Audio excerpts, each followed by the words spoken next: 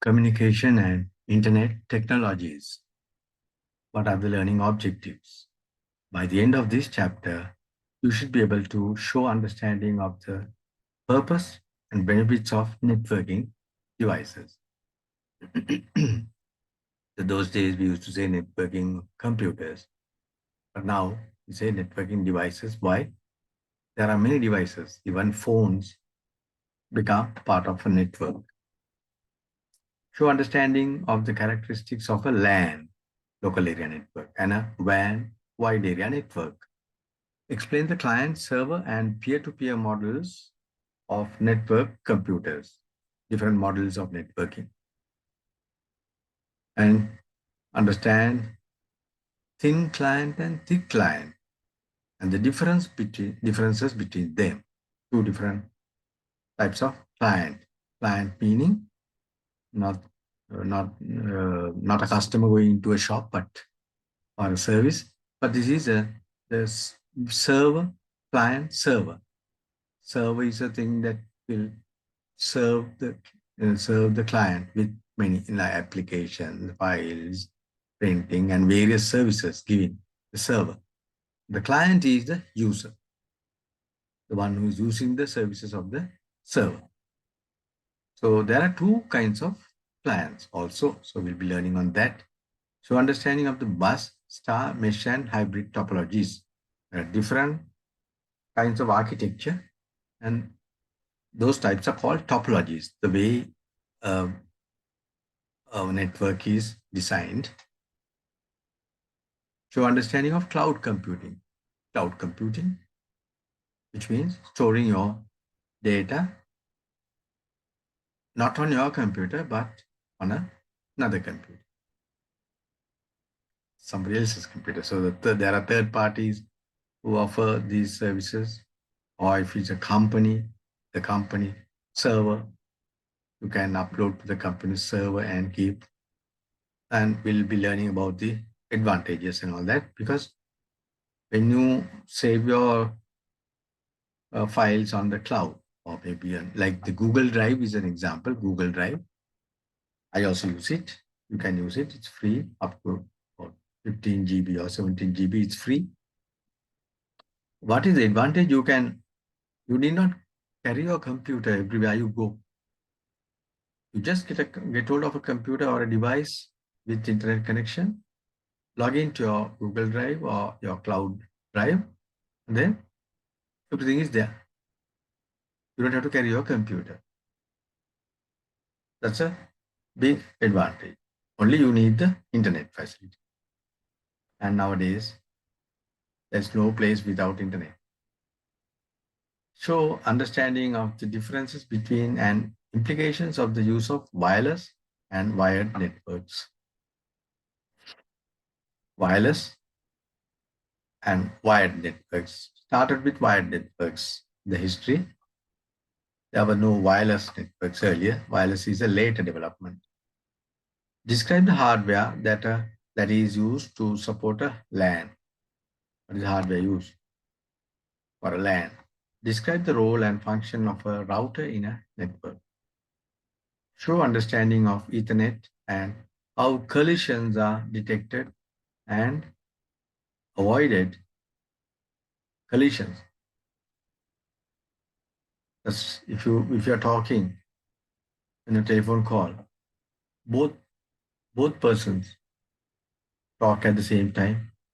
There's a collision, right? None of them will understand. Both will not understand each other. So same way data. When you transmit data also, there can be collisions. And understand how the Ethernet and how understanding of Ethernet. Ethernet is a part of the networking thing. How collisions are detected and avoided. And understanding of bit streaming. Data goes bit by bit, generally, bit by bit. So it's called streaming. In a stream, it goes. Understanding of the differences between the World Wide Web and the Internet. The World Wide Web is software, and the Internet is hardware. It's not the same.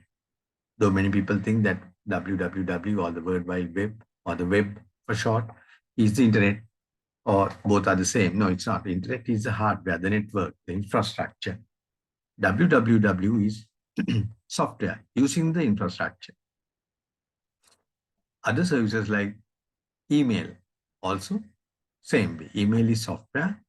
It uses the internet to provide that service. Describe the hardware that is used to support the internet. What is the hardware needed? Explain the use of IP addresses in the transmission of data over the internet. IP address. Explain how a uniform resource locator, URL, is used to locate a resource on the World Wide Web, www, and the role of the domain name service, DNS. What does DNS do?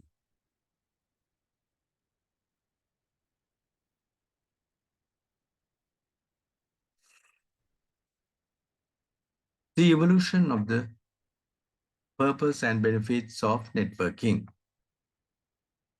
Before networking came, each person's computer, highly private, 100% private.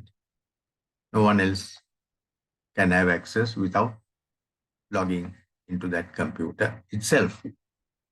They were called standalone computers, standalone, not network. So when the networking came, for what purposes were they used?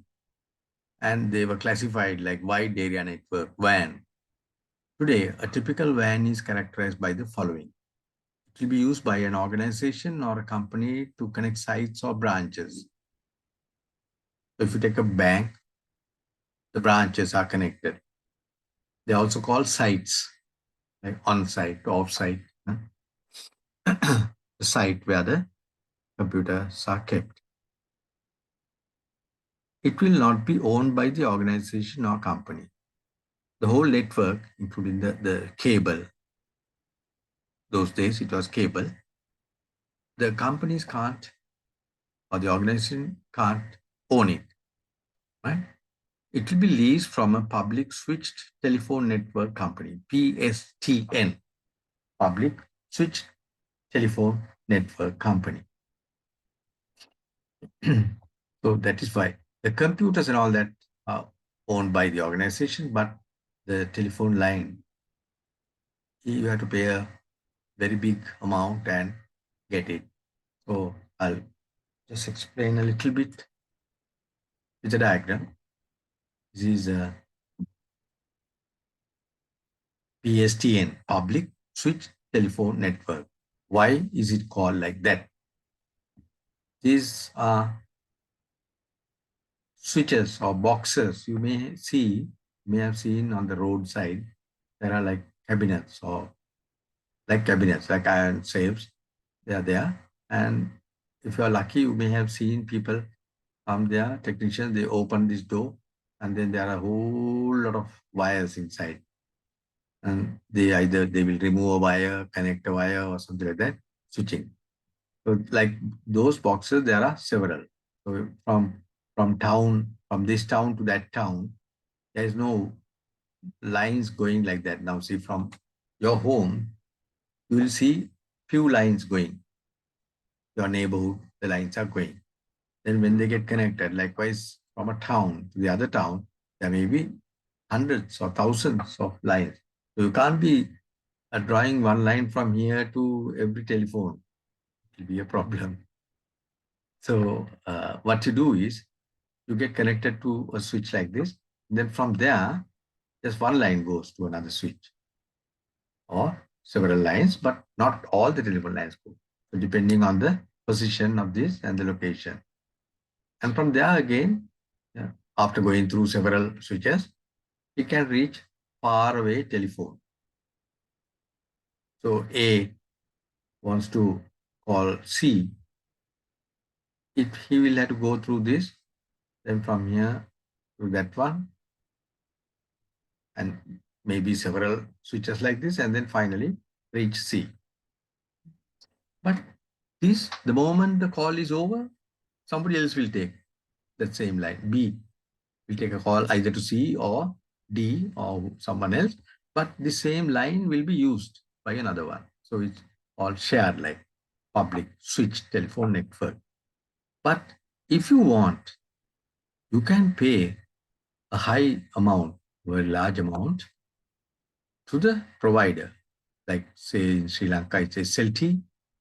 You can um, pay and get this line, not just one line, but dedicated. It's called a dedicated line. And that also not buying. The correct term is not buying, it's on lease. You obtain it on a lease agreement. So annually you pay. Then others can't use this. Other users can't use this for their calls or data transmission or whatever it is. This is continuously connected, let's say, for example, from B to C. So if these are two computers, this is the head office and this is a branch of a bank, then they are connected, whether they are using it or not, whether they are calling or sending data or not. It's always this line is connected. That's what you call dedicated. A dedicated communication link will be provided by the PSTN. The transmission medium will be fiber optic cable. So now the latest is fiber optic, very fast and reliable. Transmission within the WAN will be from switch to switch. As I told you, the switch will connect the WAN to each site. There will not be any end systems connected directly to the WAN. End systems mean user.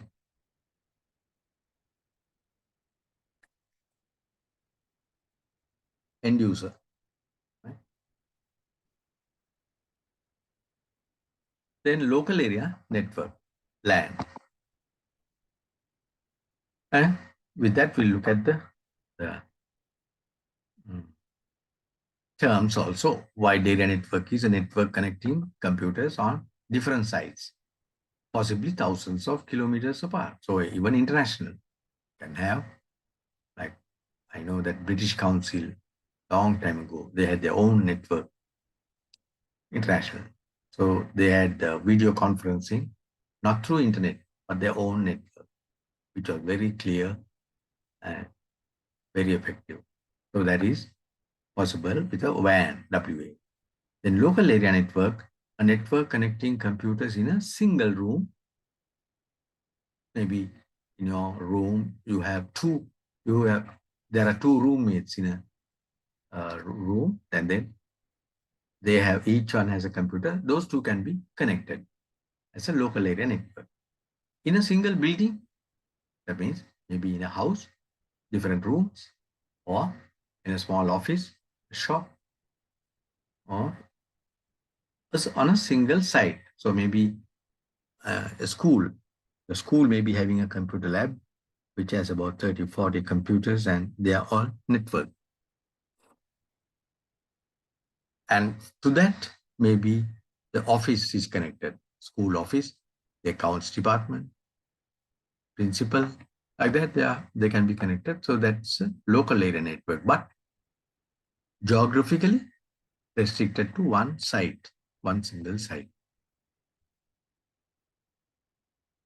So what are the other than that, the services are the same. The operation is like this, except this lease line is not there, and you can own.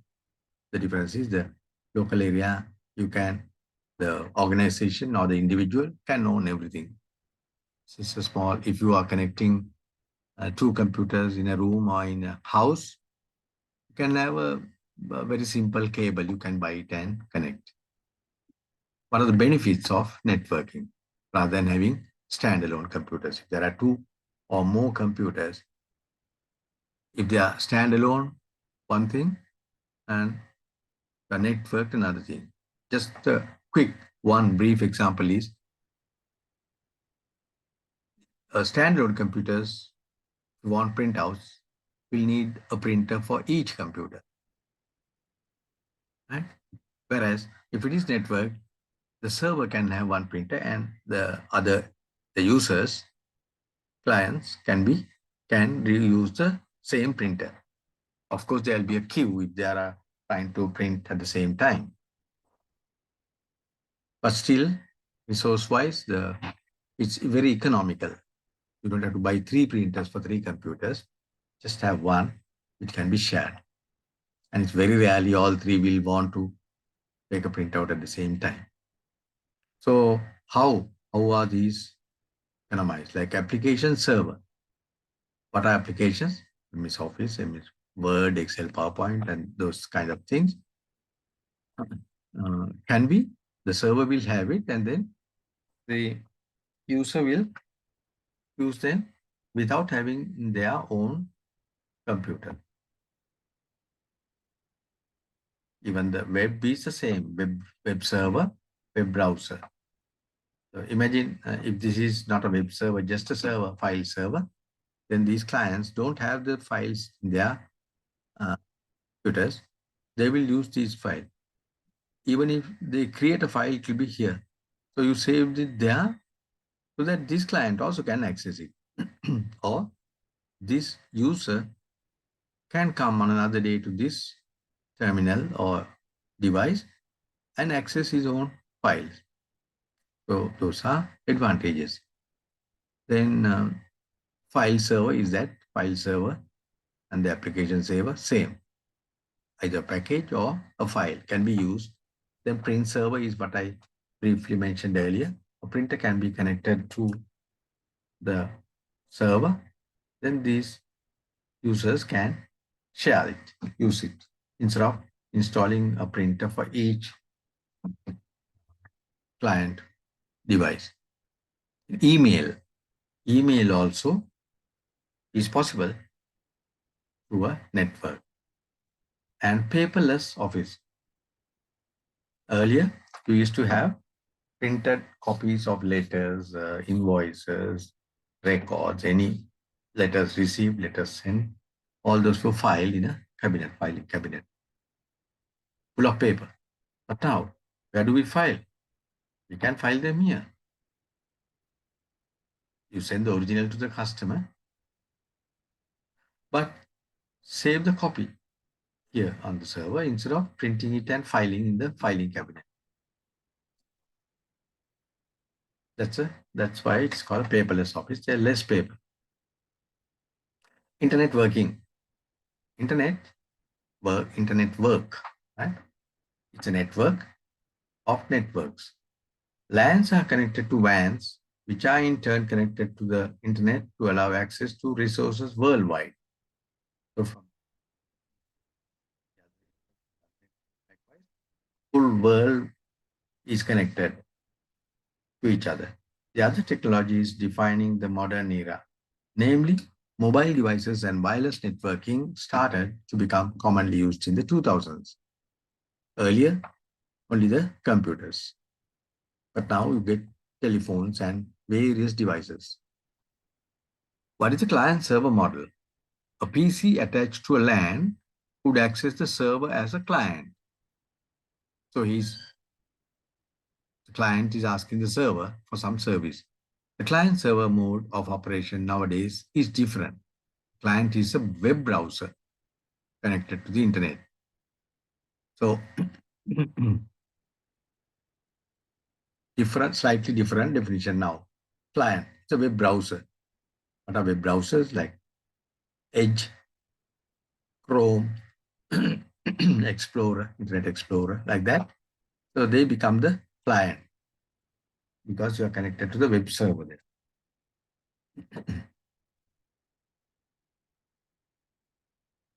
The server is a web server hosted on the internet.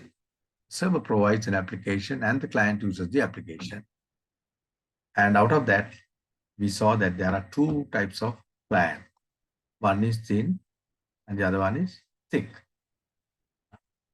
You might think it's a fat client, thin client and fat client, but don't confuse and mix up the words. It's thick client. Excuse me. So the thin client chooses an application to run on the server. Thick client chooses an application provided by the server. So there's a slight difference there. Here, you are using chooses an application to run on the server. No way of running it on its own. But here, chooses an application provided by the server, possibly carries out some processing before running the application on the server and also for after receiving output from the application.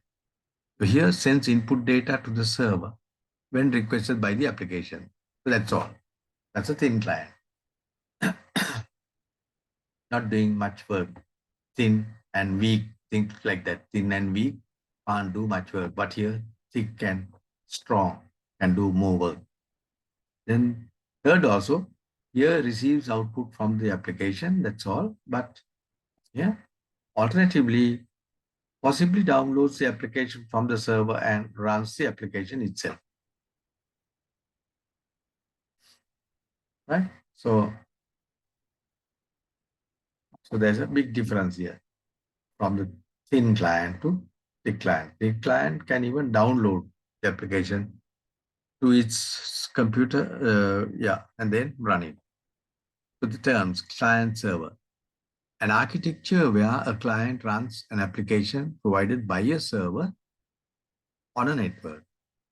Then the thin client is a client that only provides input and receives output from the application. And thick client, we saw what it is. There's a definition again. A client that carries out at least some of the processing itself. So it's sharing the work of the server.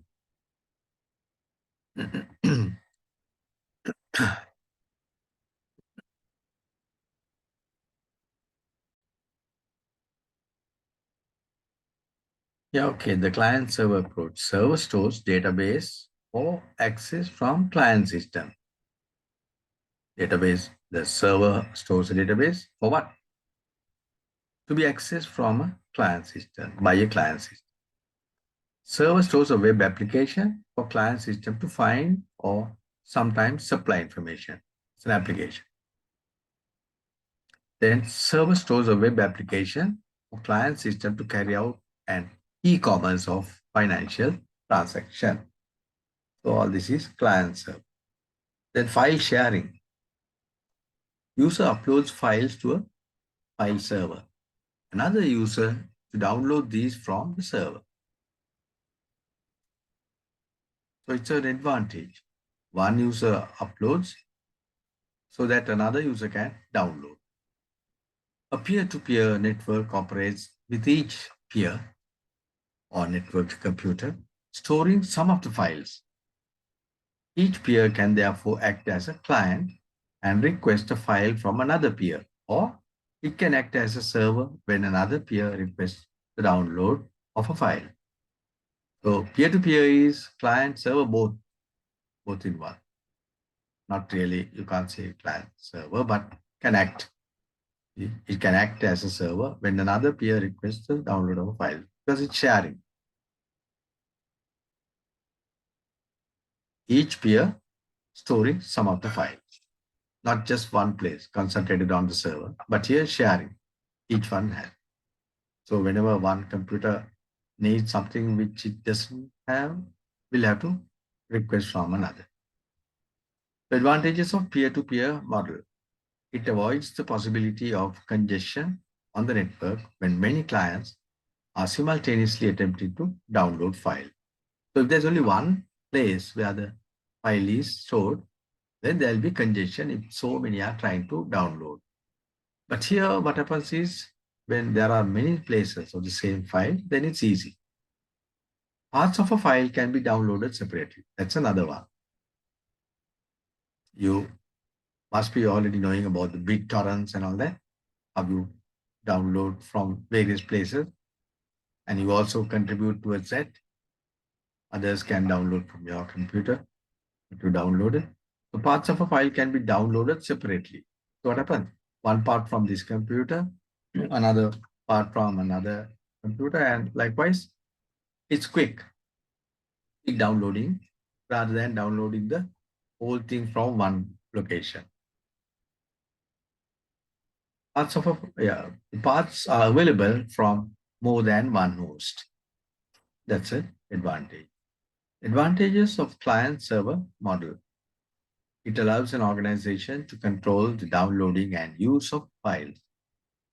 The files can be better protected from malware attacks because the files are stored on one server, which will be regularly scanned using appropriate antivirus software. So that's an advantage of having in different place in one place, right?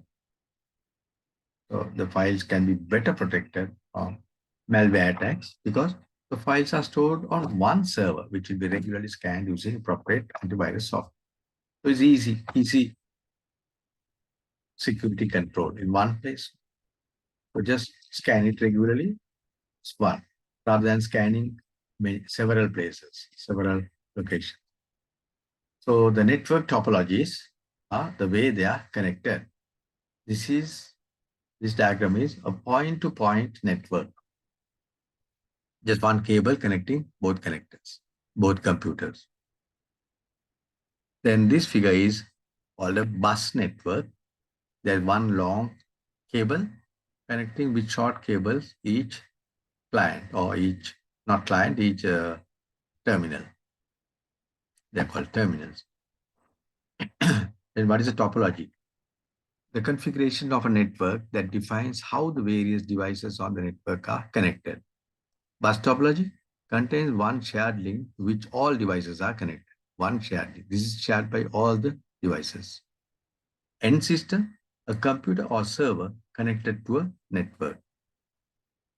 Mesh topology contains direct links between devices. That is each node or terminal is connected to each other. This is connected to this, that, this, and this. And if you take this, connected to that, connected to this, connected to this, and connected to that. Mesh. Like a mesh. You know about metal mesh.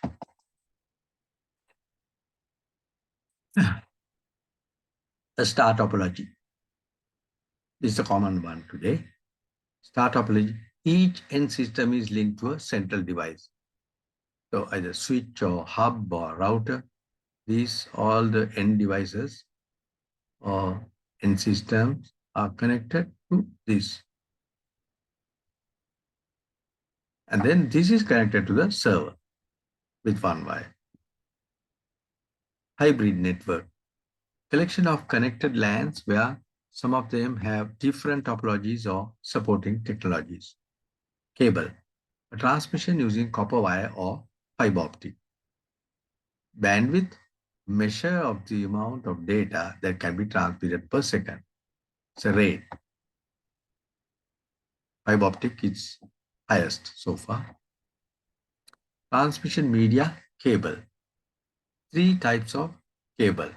One is a twisted pair, that is this, twisted. Every pair is twisted. Right? Then you have coaxial. In the center, there is the co. Center, co. Then like an axis. Around it, the others are there. The dielectric insulator. Metallic shield. Otherwise, if the insulator is not there, these two will get connected, short circuit. And here's a plastic jacket. Coaxial cable, that is this, and B, a bundled fiber optic cable. This is the bundled fiber optic cable. This one is the one cable with 4 twisted pair with differing twist rates to reduce interference. The twist rates are different to each other. So this chart shows cost. Cost, what is the lowest, what is the highest. Twisted pair is the lowest, this one. And fiber optic is the highest. Coaxial in between. Bandwidth or data rate. How much data can be sent per second. Twisted pair is the lowest. Fiber optic much higher. Coaxial is higher. Attenuation at high frequency. What is the meaning of attenuation?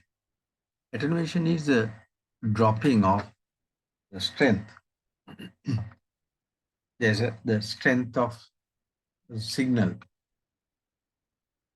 After traveling for a long time, it drops. Now, well, I can give you a day-to-day example, real world. Have you seen some places where it says high voltage, 33,000 volts, where we have only 230 at home, but there are some places we are carrying on this from the maybe the reservoirs, the hydroelectric power generators or any other. You have to travel a long distance before reaching faraway distant cities and locations. If you send 230 from there, by the time it reaches your home and my home, it will be much less than this due to attenuation, dropping of the strength. So what they do is they take high voltage and send, then the attenuation is less than okay. So afterwards, when reaching the city, it is dropped down to 230 and then distributed to homes. So there's attenuation in data transmission also.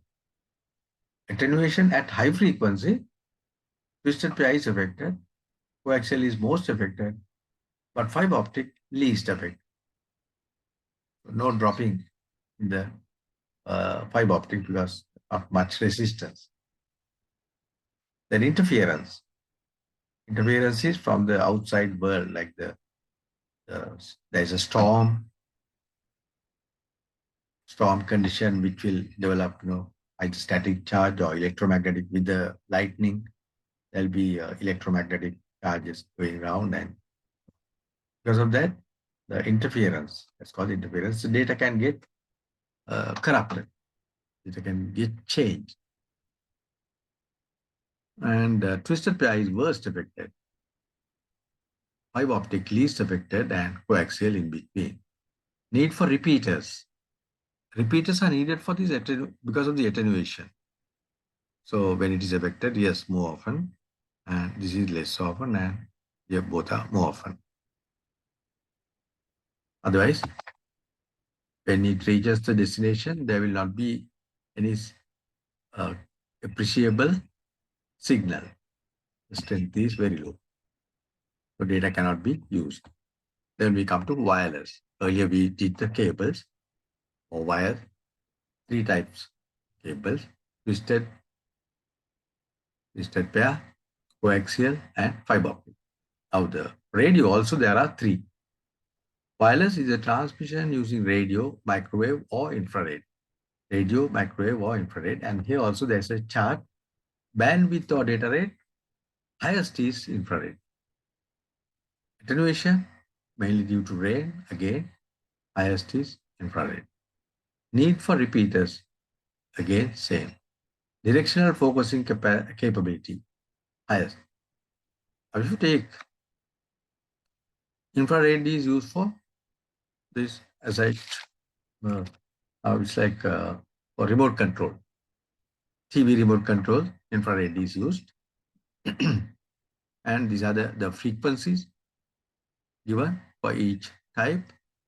And the directional focusing capability. You have to direct on the towards the TV sensor. There's a sensor, the TV, and that only will.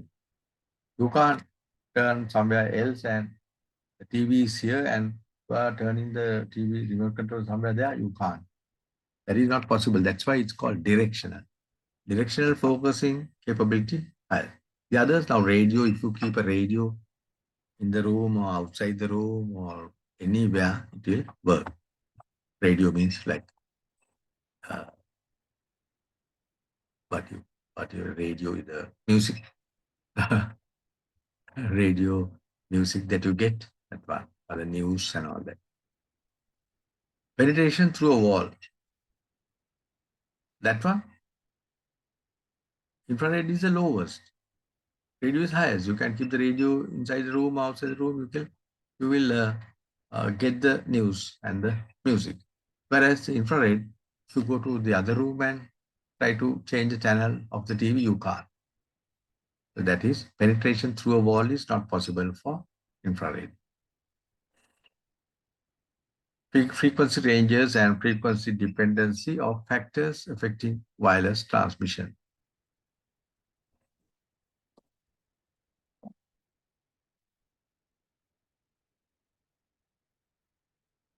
Then comparing cable and wireless transmission. The wireless you have is it is the earth. Then you have three layers. One is the lower Van Allen belt. You may know, must be knowing. Then the upper Van Allen belt.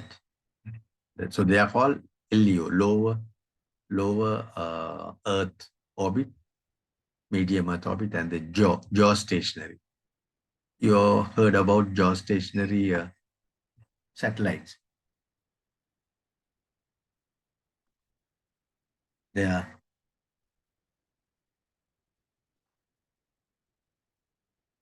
for example, if you want to transmit from this country to another country somewhere here, it will not go no this way. They go directly. They don't bend and go.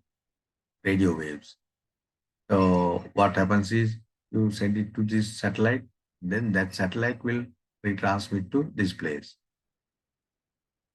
So if it is radio or especially radio or communication, the satellite can't move. No? Usually the satellites you can see moving different speeds. But here you have to have it stationary above that country or that location. That's done by selecting the correct speed. With the Earth rotation, this also will rotate at the speed of the Earth. So that it will go everywhere. When the Earth rotates and turns this side, this also have gone to that place. So always on the same location. That's why it's called geostationary. Geographically stationary, doesn't move. It moves at high speed, but geographically looks like it's in the same place. And MEO is medium Earth orbit. That is used for GPS. GPS. 10 satellites to cover the globe. 10 satellites to cover the globe. This one, 3 satellites will do. 3 satellites will cover the globe. For GPS, you need 10 satellites to cover the globe. And with those satellites, you can decide your location. Your location. That's how the GPS works. That's in the MEO. And LEO, the low Earth orbit, is for mobile phone networks. And there are 50 satellites to cover the globe. There is a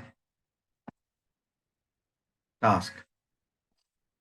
Calculate the approximate time taken for a transmission from the surface of the Earth to a medium Earth orbit satellite. Take the speed of light to be 300,000 kilometers per second. So that's up to you to do. You have to do it like you calculate the speed of a car. Then how long does it take? Like those calculations are done in mathematics, easy. So this is also same way you can do it and upload it or the LAN hardware. So there are wired LANs. Early years, coaxial cable was used. Nowadays, twisted pair cables are probably the most widely used.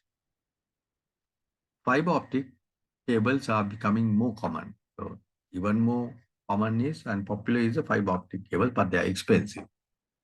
In a bus configuration, the bus will consist of a series of sockets linked by cables. The ends of the bus have terminators attached that prevent signal from reflecting back down the bus. So they are The terminals you can see in this diagram, terminators.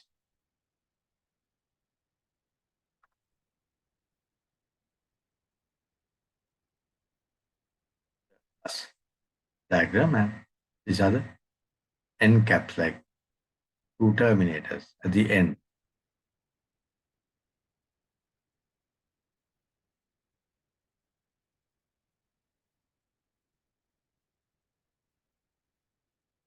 The bus configuration, the bus will consist of a series of sockets linked by cables.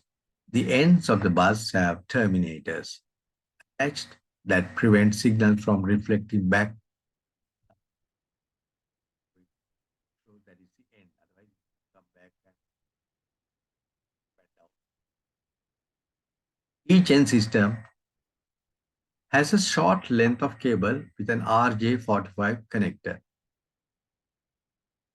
RJ45, the normal telephone wire is the small one, and we have the bigger one, RJ45, that's connected to the computer.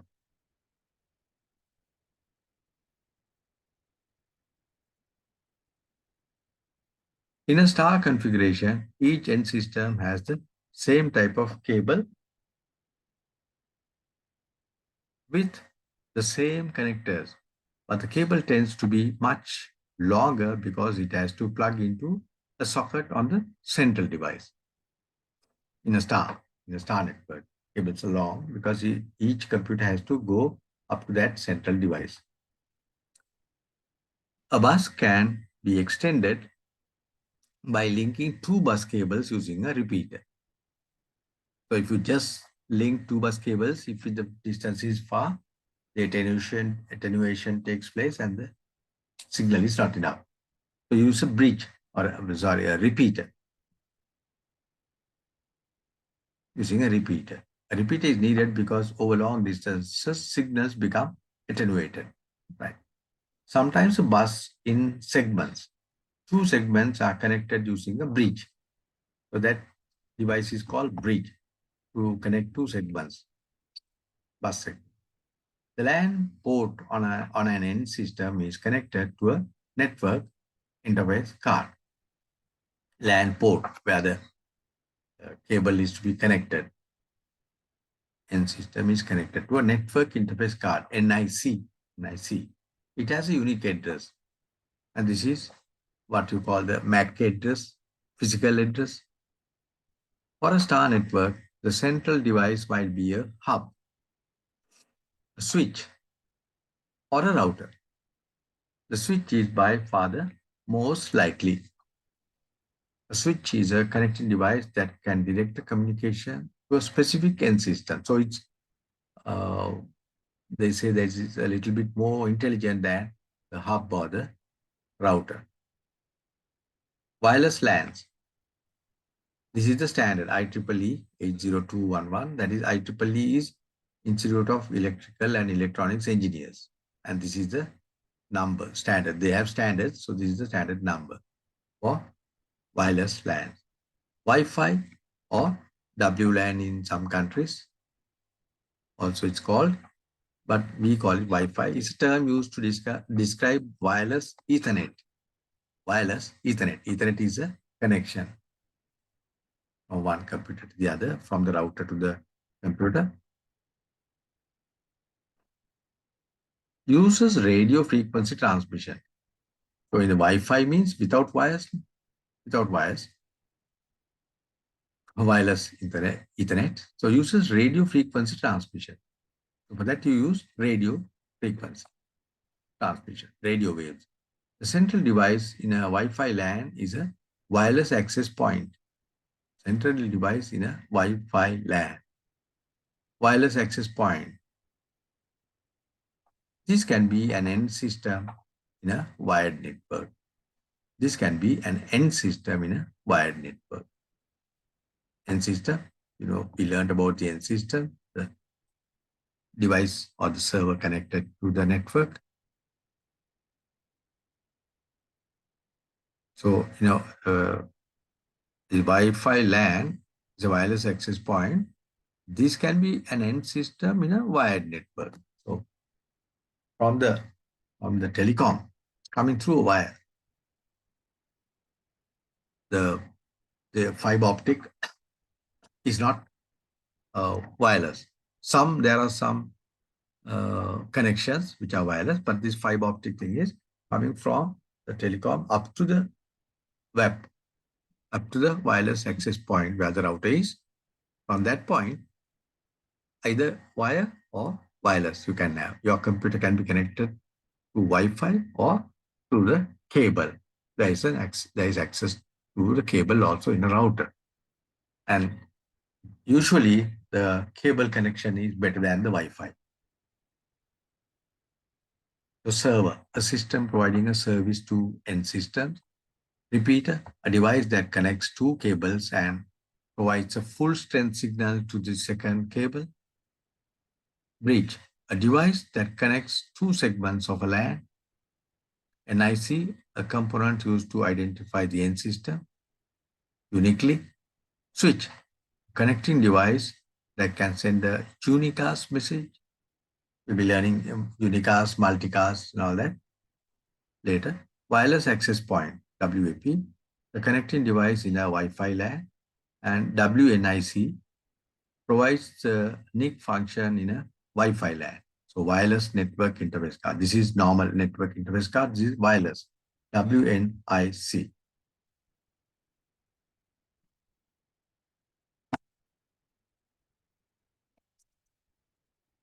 Ethernet. Standard is IEEE 802.3. One of the two dominant technologies in the modern network world, primarily focused on LANs, evolved through 5 generations. What are they? They are called, earliest one was called standard or traditional, then fast, then gigabit, later 10 gigabit, and the latest is 100 gigabit. That's the data transfer speed used as a name. Use of a shared medium for message transmission. Messages likely to get corrupted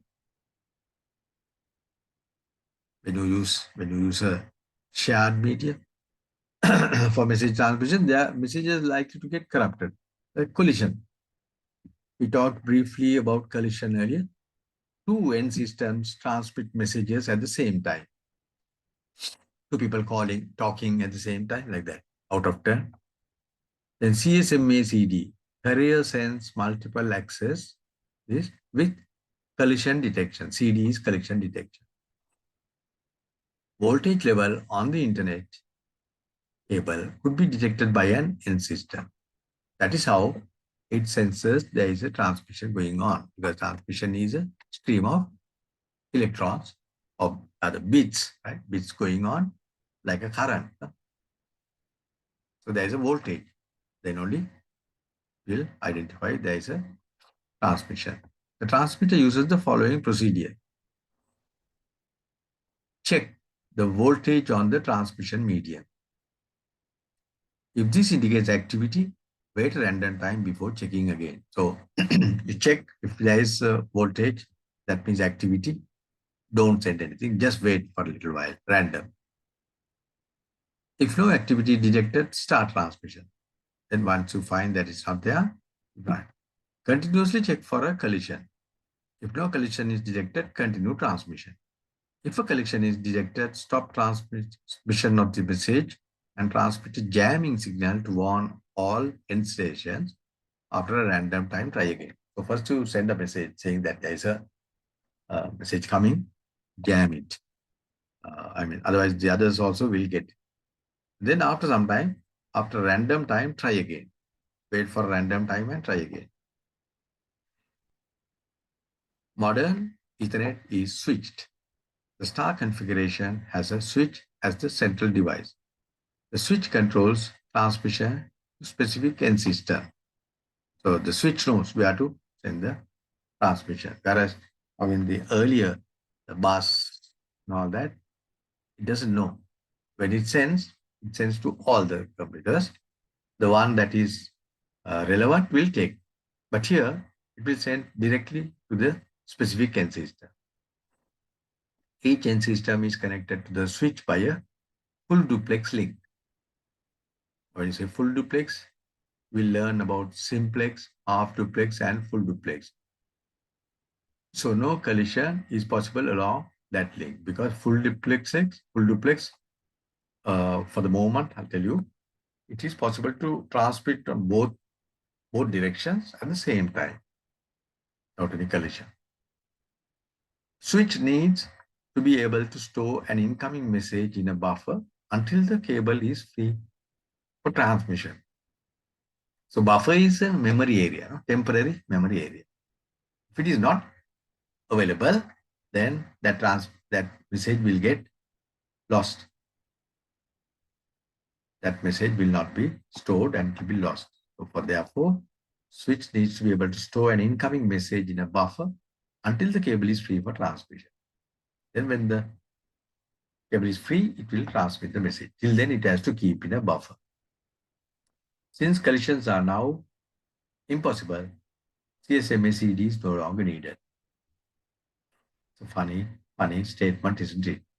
After reading all these things, after explaining CSMA-CD, I'll be saying since collisions are now impossible, this is no longer needed.